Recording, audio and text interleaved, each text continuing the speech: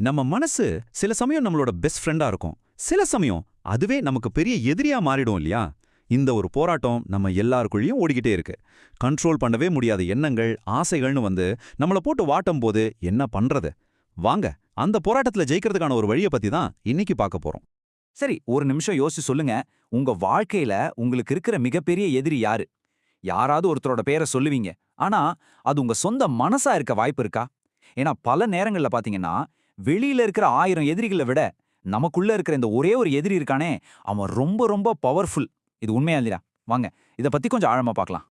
இந்த கதை ஆரம்பிக்கிறதே மனசு கலங்கி போன ஒருத்தர்கிட்ட இருந்துதான். அவர் நேரா புத்தர்கிட்ட ஓடி வரார். வந்து சொல்றார், புத்தரே, என் மனசு என் பேச்ச கேட்கவே மாட்டேங்குது.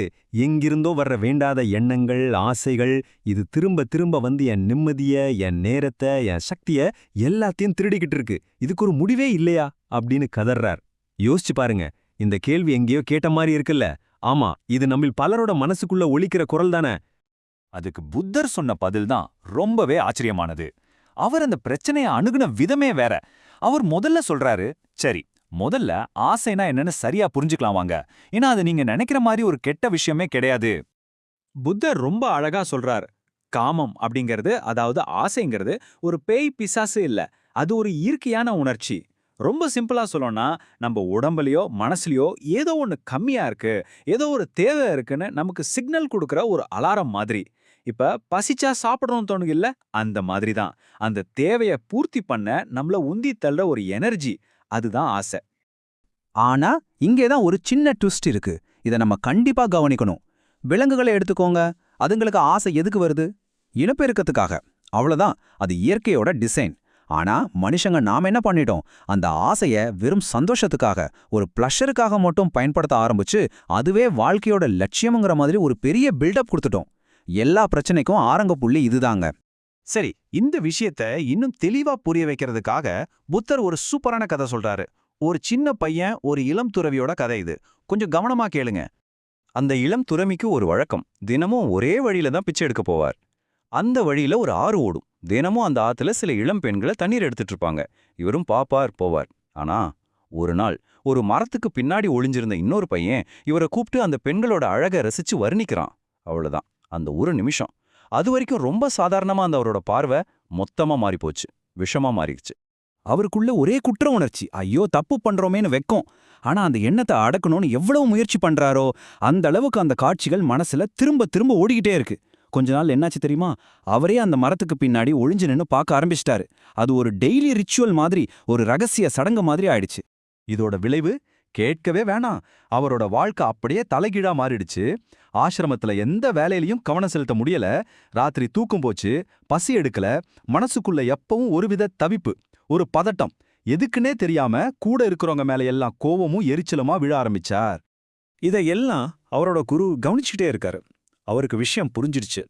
அந்த சீடனை கூப்பிட்டு ரொம்ப சிம்பிளா ஒன்றே ஒன்று சொன்னார். மகனே, நம்ம எண்ணங்கள் எப்படி உருவாகுது தெரியுமா? நம்ம சகவாசத்திலிருந்து தான். நீ பழகுற ஆட்கள் சரியில்லை. பாருங்க, இதுதான் முதல் படி, முதல் அட்வைஸ். ஆனா சகவாசத்தை மாற்றுறது மட்டும் போதுமா? கண்டிப்பா இல்ல. இப்போதான் நாம இந்த கதையோட கிளைமேக்ஸ்க்கு வரோம்.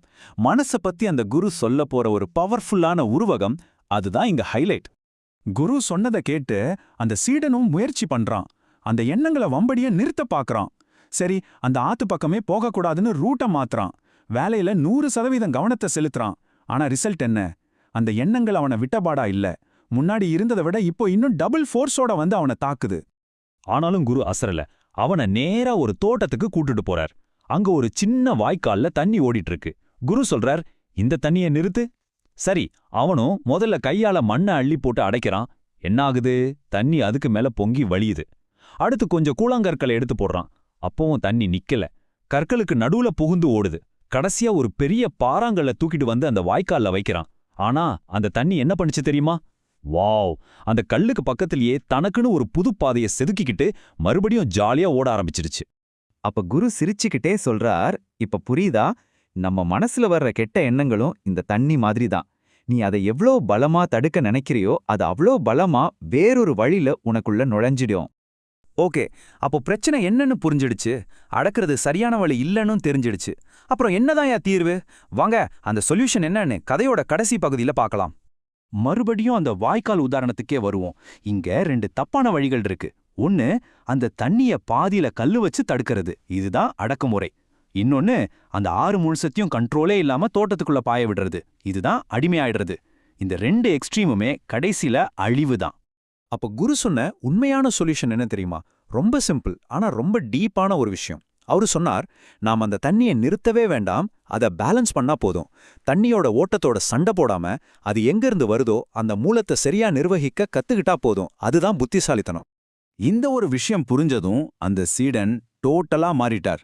அவர் ஒளிஞ்சு பார்க்கறத நிறுத்திட்டார். தைரியமா நேரா அந்த ஆற்றுக்கு போனார். அந்த பெண்கள் கிட்ட ரொம்ப மரியாதையா குடிக்க தண்ணீர் கேட்டார்.